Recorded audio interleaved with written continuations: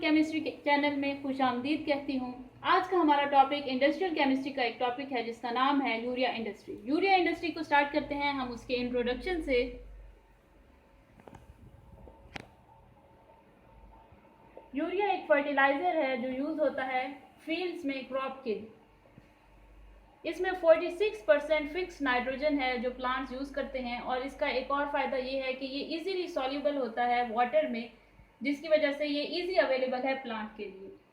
इसके साथ ही मैं आपको यूरिया का फॉर्मूला बताती चलूँ, NH2CONH2। ये यूरिया एक ऐसा कंपाउंड है, एक ऐसा ऑर्गेनिक कंपाउंड है जो सबसे पहले सिंथेसाइज किया गया था। इससे पहले ऑर्गेनिक कंपाउंड सिंथेसाइज नहीं किए जाते थे, बल्कि डायरेक्टली एक्सट्रैक्ट किए जाते थे लिविंग ऑर्गेनिज्म से। लेकिन ये एक ऐसा कंपाउंड है जिसको सिंथेसाइज किया गया था, तो इसको हम कह सकते हैं कि फर्स्ट सिंथेसाइज्ड ऑर्गेनिक मॉलिक्यूल और कंपाउंड। इसके बाद हम चलते हैं इसके रॉ मटेरियल्स की तरफ। रॉ मटेरियल्स में मैं आपको कुछ उनके बारे में बताऊंगी, किस तरह से हम उनको अपटेक करते हैं, और साथ ही थोड़ा बहुत हम उसके प्रोसेसेस के बारे में स्टडी करेंगे कि किस तरह से रॉ मटेरियल्स को अपटेक किया जाता है। एंड देन हम जाएंगे उसकी मैन्युफैक्चरिंग प्रोसेस की तरफ at the last flow sheet diagram. Raw materials urea के लिए जो है उसमें हमारे पास दो रॉ मटेरियल्स हैं, एक है कार्बन डाइऑक्साइड और दूसरा अमोनिया। कार्बन डाइऑक्साइड की अगर हम बात करें तो कार्बन डाइऑक्साइड इजीली अवेलेबल है क्रूड नेफ्था से। ऑयल रिफाइनरी से हमें क्रूड नेफ्था अवेलेबल है। क्रूड नेफ्था की जब पार्शियल डिकम्पोजिशन होती है, पार्शियल कंबशन होती है, तो हमारे पास कार्बन मोनोऑक्साइड और हाइड्रोजन गैस की फॉर्मेशन होती है। क्रूड नेफ्था की पार्शियल कंबशन होती है, उसके नतीजे में हमारे पास बनेगी कार्बन मोनोऑक्साइड और हाइड्रोजन गैस। इस मिक्सचर को, कार्बन मोनोऑक्साइड और हाइड्रोजन गैस के मिक्सचर को दोबारा से रिएक्ट करवाया जाता है स्टीम के साथ। ये मिक्सचर दोबारा से रिएक्ट करेगा स्टीम के साथ, और फिर हमारे पास आएगा कार्बन डाइऑक्साइड और हाइड्रोजन गैस। ये रिएक्शन कैटलिस्ट की प्रेजेंस में होता है। यहाँ पे आयरन, कॉपर या कोबाल्ट, ये तीनों एज कैटलिस्ट यूज हो सकते हैं। इसके साथ ही ये रिएक्शन 500 डिग्री सेंटीग्रेड टेम्परेचर और 20 to 30 एटमॉस्फेरिक प्रेशर पे होता है। यहाँ पे हमने क्या देखा कि क्रूड नेफ्था जो कि ऑयल रिफाइनरीज से लिया जाता है, उसकी पार्शियल कंबशन होगी तो कार्बन मोनोऑक्साइड और हाइड्रोजन गैस की फॉर्मेशन होती है। उसके बाद इस मिक्सचर को, कार्बन मोनोऑक्साइड और हाइड्रोजन गैस के मिक्सचर को स्टीम के साथ रिएक्ट करवाया जाता है, जो कि आयरन, कोबाल्ट या कॉपर कैटलिस्ट की प्रेजेंस में रिएक्ट करके कार्बन डाइऑक्साइड और हाइड्रोजन गैस की फॉर्मेशन करते हैं। अब ये मिक्सचर होता है कार्बन डाइऑक्साइड और हाइड्रोजन गैस का। इनको आपस में सेपरेट करने के लिए यूज किया जाता है वाटर। इस मिक्सचर को वाटर वॉशिंग के थ्रू सेपरेट आउट किया जाता है, क्योंकि कार्बन डाइऑक्साइड ज़्यादा सॉल्युबल है वाटर में as compare to hydrogen gas. इस तरह से कार्बन डाइऑक्साइड और हाइड्रोजन को अंडर प्रेशर वाटर में सेपरेट आउट कर लिया जाता है। इस सेपरेटेड कार्बन डाइऑक्साइड को फिर फर्दर यूज करते हैं यूरिया की फॉर्मेशन के लिए। ये तो हो गया एक प्रोसेस कार्बन डाइऑक्साइड को ऑब्टेन करने के लिए। इसके बाद कार्बन डाइऑक्साइड को हम नेचुरल गैस से भी ले सकते हैं। नेचुरल गैस जो है, अगर हम उसको नेचुरल गैस में भी कार्बन डाइऑक्साइड, यहाँ से कार्बन को ऑब्टेन किया जाता है नेचुरल गैस से, और उस कार्बन को रिएक्ट करवाते हैं ऑक्सीजन से। As a result carbon dioxide की फॉर्मेशन होती है, और इस तरह से ये कार्बन डाइऑक्साइड हमें हासिल हो जाता है। कार्बन को लिया जाता है नेचुरल गैस से, उसको रिएक्ट करवाते हैं ऑक्सीजन से, और कार्बन डाइऑक्साइड की फॉर्मेशन होती है। ये प्रोसेस एंडोथर्मिक प्रोसेस है, और टेम्परेचर इंक्रीज करने से ये प्रोसेस जो है, इसका प्रोडक्ट रेट भी इंक्रीज होता है। इसके बाद हमारे पास सेकेंड रॉ मटेरियल है अमोनिया।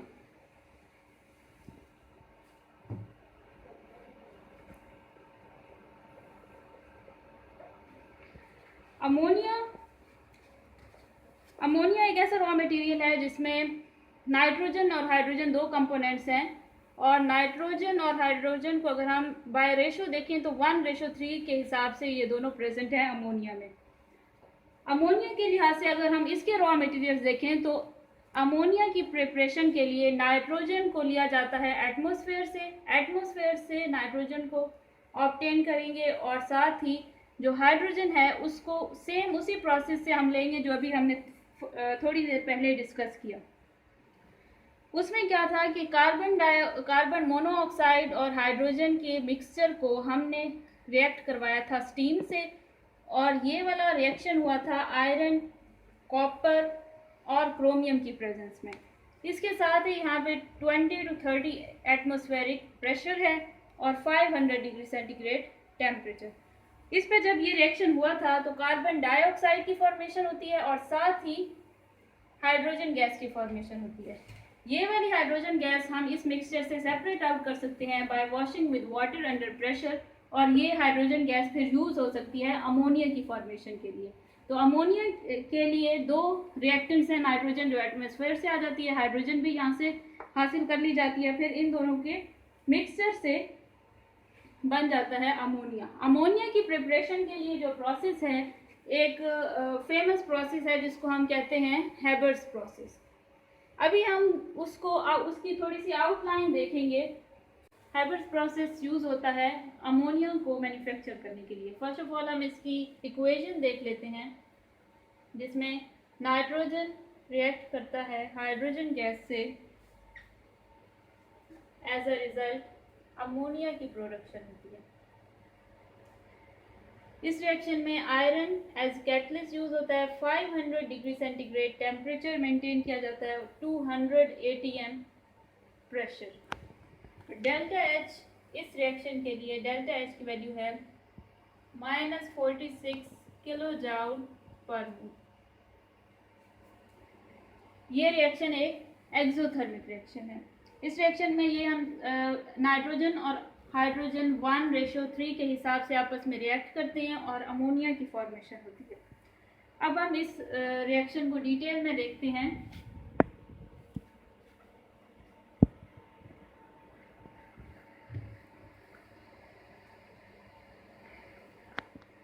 हमारे पास दो गैसेस हैं, नाइट्रोजन और hydrogen. First of all in दोनों को कंप्रेस किया जाता है। इन दोनों को कंप्रेस करके इनको एक कैटालिटिक चैम्बर में डाला जाता है। ये कैटालिटिक चैम्बर बना हुआ होता है स्टील की ट्यूब्स से। ये स्टील की जो ट्यूब्स हैं इस तरह से आपस में अटैच होती हैं और इनके अंदर ही कैटलिस्ट को पैक किया जाता है। गैसेस को इनके अंदर इंसर्ट किया जाता है और इसमें 500 डिग्री सेंटीग्रेड हीट को मेंटेन किया जाता है। इस कैटालिटिक चैम्बर में से जब रिएक्शन मिक्सचर में नाइट्रोजन और हाइड्रोजन आपस में रिएक्ट करते हैं तो अमोनिया की फॉर्मेशन होती है और हमारे पास अमोनिया एज अ प्रोडक्ट बाहर आ जाता है। लेकिन इस रिएक्शन में सिर्फ 10% अमोनिया की फॉर्मेशन होती है। अगर हमें यील्ड को बढ़ाना है तो जो अनरिएक्टेड नाइट्रोजन और हाइड्रोजन गैसेस हैं उनको दोबारा से रिसाइकल करना होता है और इनको रिसाइकल करके दोबारा से ये रिएक्शन प्रोसीड करवाएंगे। लेकिन जो अमोनिया यहाँ पे बन जाता है उसको फर्दर कंडेंस किया जाता है और कंडेंस करने के बाद हमारे पास लिक्विफाइड अमोनिया आ जाता है। इस लिक्विफाइड अमोनिया को हम यूज़ करते हैं फर्दर अपने यूरिया की फॉर्मेशन के लिए।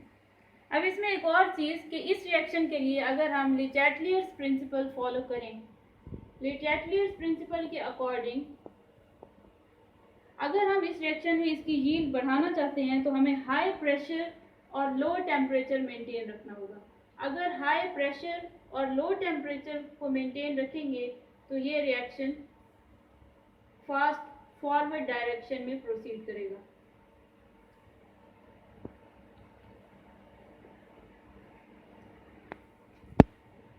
इस तरह से हमारे पास अमोनिया की प्रोडक्शन हो जाएगी। अब हमने दोनों अपने रिएक्टेंट्स हासिल कर लिए हैं, कार्बन डाइऑक्साइड और अमोनिया। इन दोनों रिएक्टेंट्स को हम यूज़ करेंगे और यूरिया की प्रोडक्शन की तरफ जाएंगे। नेक्स्ट स्टेप है हमारा manufacturing of urea.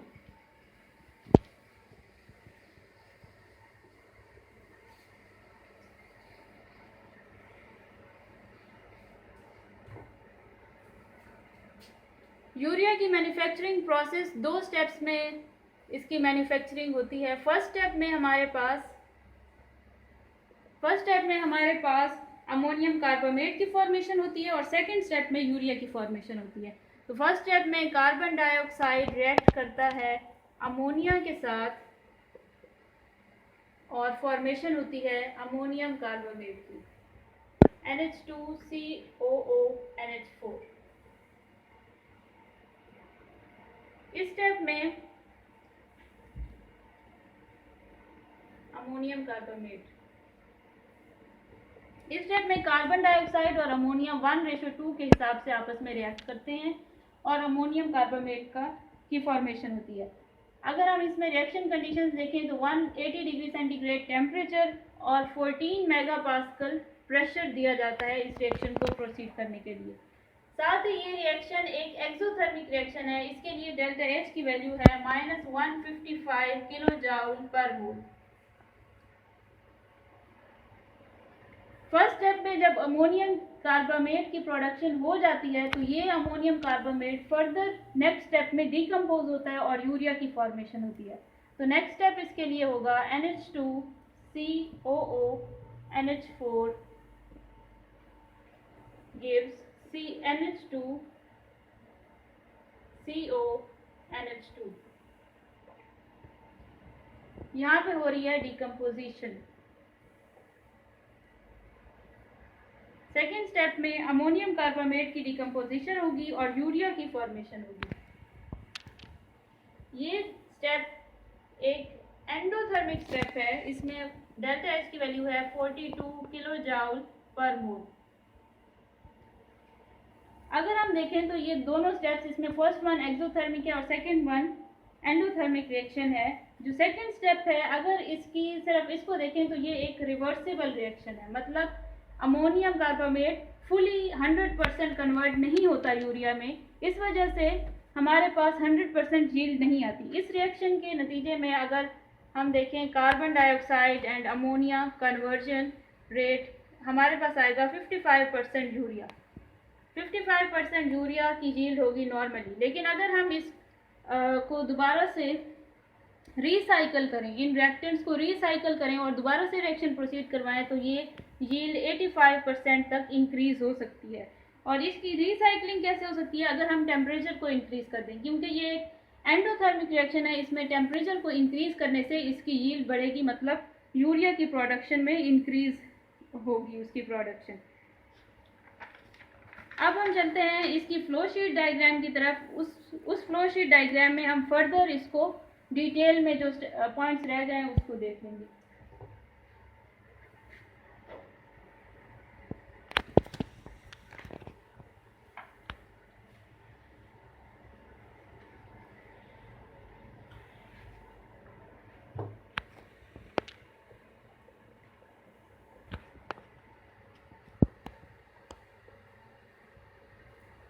Flow sheet diagram. First of all हम लेंगे liquid ammonia, carbon dioxide and air. Air का क्या फंक्शन है ये हम डिस्कस करेंगे अभी थोड़ी देर में। लिक्विड अमोनिया, कार्बन डाइऑक्साइड और एयर, इन तीनों को कंप्रेस करके इनकी कंप्रेशन होगी और फिर ये फर्दर इनमें रिएक्शन होगा। तो फर्स्ट स्टेप है इनकी कंप्रेशन का। इनकी कंप्रेशन के बाद इनको ले जाया जाएगा स्टीम चैम्बर में। स्टीम चैम्बर में ये एंटर होंगे। स्टीम चैम्बर के बाद ये मिक्सचर ऑफ गैसेस जाएंगे। स्टीम चैम्बर के बाद ये जाएंगी रिएक्टर में। रिएक्टर में इनको हीट प्रोवाइड की जाएगी और रिएक्टर ही वो जगह है जहाँ पे ये रिएक्शन प्रोसीड हो रहा होगा, जहाँ पे ये अमोनियम कार्बोनेट और यूरिया की प्रोडक्शन हो रही होती है। इसके बाद रेक्टिफाइंग कॉलम आएगा। रेक्टिफाइंग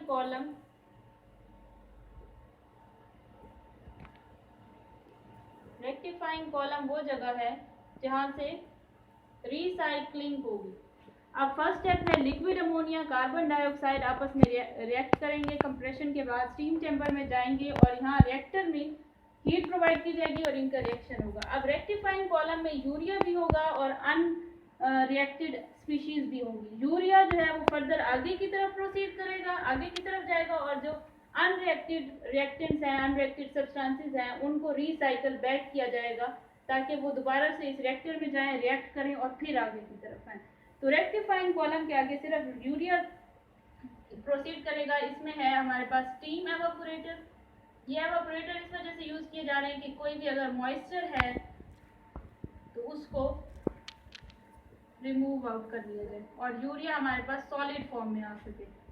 स्टीम एवापोरेटर के पास है के बाद हमारे पास है वैक्यूम एवापोरेटर। वैक्यूम एवापोरेटर में जाएगा इसके बाद, इस वैक्यूम एवापोरेटर के बाद हमारे पास आता है प्रिलिंग टावर। प्रिलिंग टावर वो जगह है जहाँ पे यूरिया प्रिल्स तैयार किए जाते हैं, जहाँ पे यूरिया के स्मॉल बॉल्स ग्रैन्यूल्स की प्रोडक्शन होती है।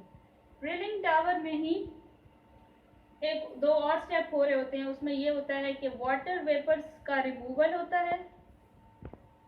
प्रिलिंग टावर में वाटर वेपर का रिमूवल होता है और हॉट एयर को अंदर इंसर्ट किया जाता है। प्रिलिंग टावर में हॉट एयर को इसके अंदर इंसर्ट किया जाता है। इसके बाद हमारे पास एंड प्रोडक्ट में यूरिया प्रिल्स तैयार हो जाते हैं और इसको फिर मार्केटिंग करें और इसकी स्टोरेज करें और इसकी पैकेजिंग करें। ये हमारे पास एंड प्रोडक्ट आएगा। अब अगर हम अपनी इस फ्लो शीट को देखें तो हमारे पास जो फर्स्ट स्टेप में हमने किया था लिक्विड अमोनिया, कार्बन डाइऑक्साइड और एयर को डालने का क्या मकसद है कि एयर कोरोजन को रोकती है। अगर हम यहाँ पे देखें इस रिएक्शन में कार्बामेट की फॉर्मेशन होती है, तो कार्बामेट जो है वो इस कैटालिटिक जो चैम्बर होगा, रिएक्टर होगा, उसको कोरोड कर सकता है। तो उस कोरोजन को रोकने के लिए उसमें कोई न थोड़ी बहुत ऑक्सीजन होना ज़रूरी है। ऑक्सीजन को इंसर्ट करने के लिए हमने शुरू में एयर डाली है। मतलब एयर का ये काम है कि वो कोरोजन को मिनिमाइज करेगी, जो कि सोडियम नहीं, अमोनियम कार्बामेट की वजह से हो रही थी। और इसके अलावा जब ये यहाँ पे रिसाइकलिंग हो रही है इस जगह पे, तो रिसाइकलिंग कैसे होती है? रिसाइकलिंग होने के लिए ज़रूरी है जो अनरिएक्टेड स्पीशीज़ हैं वो इस तरफ आके रिसाइकल हो जाएं। तो उसके लिए यहाँ पे हीट भी प्रोवाइड की जाती है और लो प्रेशर प्रोवाइड किया जाता है। यहाँ पे हीट और लो प्रेशर प्रोवाइड किया जाता है, जिसकी वजह से जो अनरिएक्टेड स्पीशीज़ हैं वो इस तरफ रिसाइकल बैक हो सकती हैं। इसके अलावा यहाँ पे नेक्स्ट जो लास्ट में हमने किया है कि एंड पे हमारे पास यूरिया प्रिल्स आ जाते हैं। तो अबाउट 99% यूरिया की फॉर्मेशन हो जाती है। जब ये सारी रिसाइकलिंग हो जाती है तो एंड पे हमारे पास 99% यूरिया प्रिल्स बन जाते हैं। इस तरह से ये हो गई इसकी flow sheet diagram. Next step है हमारा urea as a fertiliser.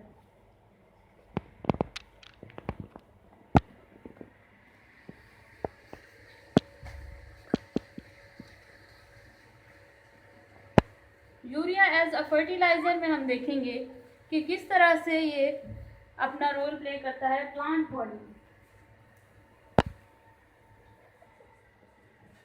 Urea as a fertiliser,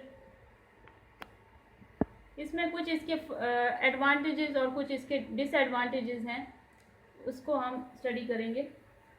पहला ये कि it does not change the pH of soil, कि इसमें सॉइल की पीएच चेंज नहीं होती अगर इसको सॉइल में अप्लाई किया जाए।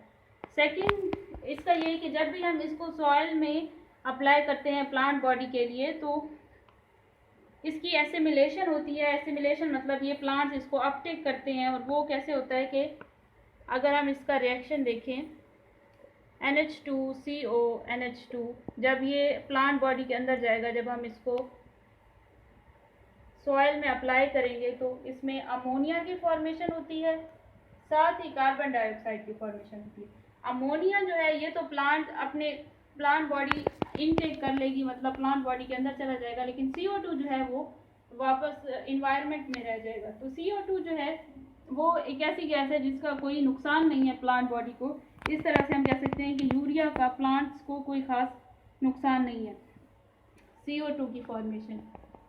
थर्ड स्टेप जो है वो इसका एक डिसएडवांटेज है, वो ये है कि ये एक अनस्टेबल कंपाउंड है।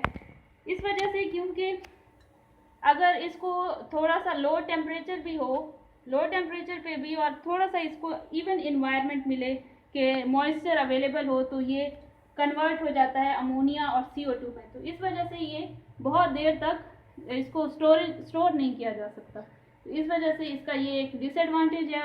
उसके अलावा प्लांट्स के लिए इसके एडवांटेजेस हैं कि ये एक अच्छा फर्टिलाइज़र के तौर पे एक्ट करता है। अच्छा जी, तो ये थी हमारी यूरिया इंडस्ट्री।